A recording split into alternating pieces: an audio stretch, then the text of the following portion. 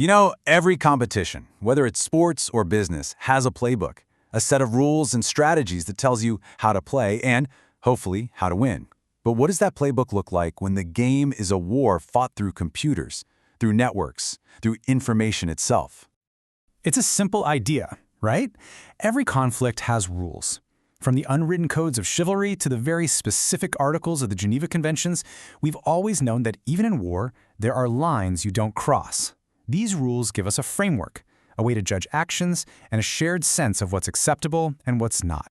And that is the massive challenge of cyber warfare. What are the rules when an attack can zip across the globe in a split second? When the battlefield isn't some distant piece of land, but the very infrastructure we depend on for everything? The old rules just don't fit perfectly. And that's where this idea of doctrine becomes absolutely essential.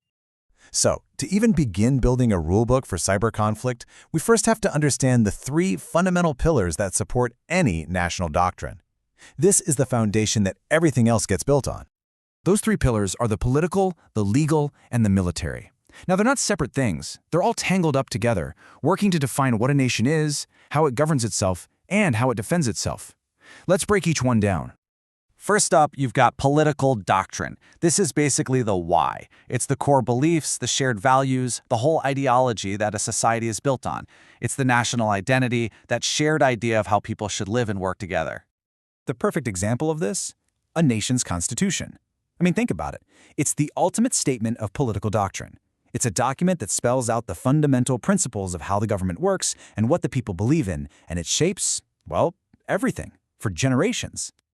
So, if political doctrine is the why, then legal doctrine is the how. It's the system that takes all those big, high-level ideals and turns them into practical, day-to-day rules. It creates the actual procedures and standards for how laws get applied in the real world. For instance, a key legal principle is something called stare decisis. That's just Latin for let the decision stand.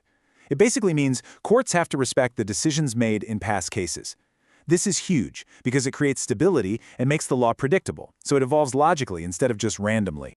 And finally, there's military doctrine. So once a nation figures out who it is and how it's governed, it has to decide how it's going to protect all of that. This doctrine lays out the fundamental principles for its armed forces, defining why they fight and how that connects to national goals. Okay, so how do these traditional pillars, political, legal, military, translate to the digital world?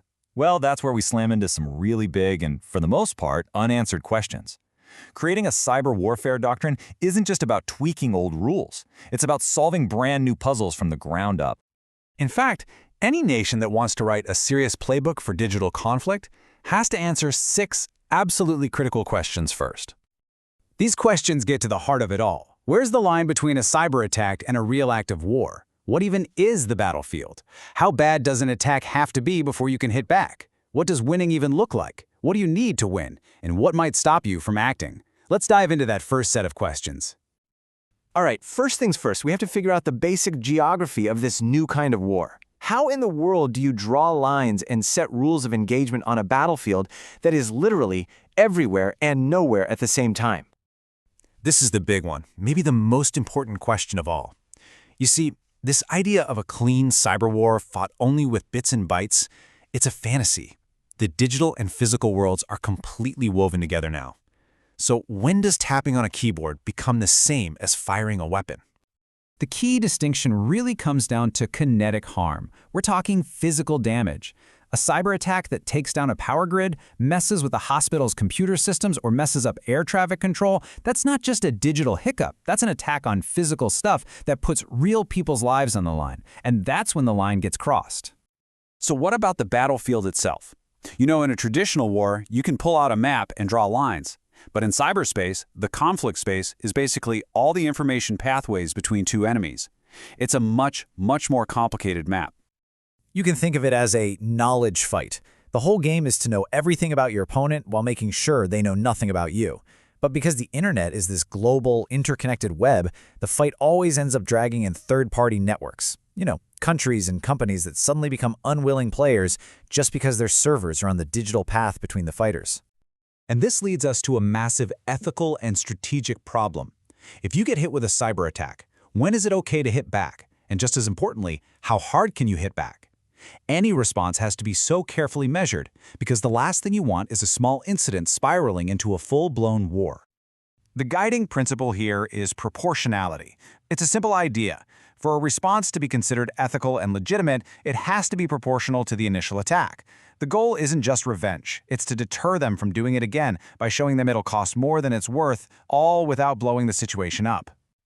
Okay, so we've sort of defined the battlefield and the rules of engagement. Now let's talk about actually winning. What does it even mean to win a cyber war? And what kind of tools do you need in your arsenal to actually do it? See, victory in cyberspace isn't as clear-cut as planting a flag on a hill. It can mean a lot of different things.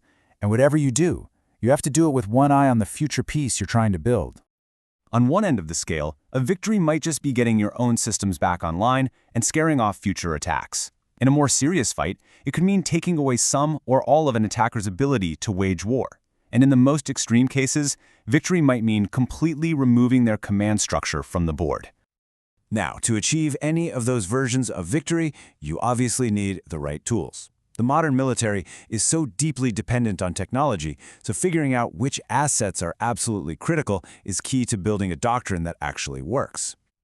Getting a tactical edge isn't just about having cooler gadgets. It's about achieving what's called information dominance, being able to see, decide, and act faster than your opponent.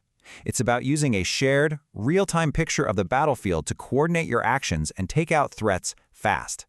And that brings us to the final, and maybe the biggest, challenge of all. In this crazy, interconnected global system we've built, no action ever happens in a vacuum. Writing the rules for cyber war means you are constantly wrestling with the risk of unintended consequences. There's this quote from the source material that just hits the nail on the head. It's a warning, really. Every action you take in cyberspace sets a new precedent, a new normal. And if you don't carefully think through all the possible ripple effects, a decision you make today to solve one problem could easily create a much, much bigger crisis tomorrow. And that's the ultimate challenge, isn't it? The technology of war is evolving way faster than our ability to write laws for it. So the people in charge have to build a doctrine that's flexible enough for the future, but wise enough to keep things stable right now. It leaves us with a really tough question. In this new borderless battlefield, which of these rules do we need to write first?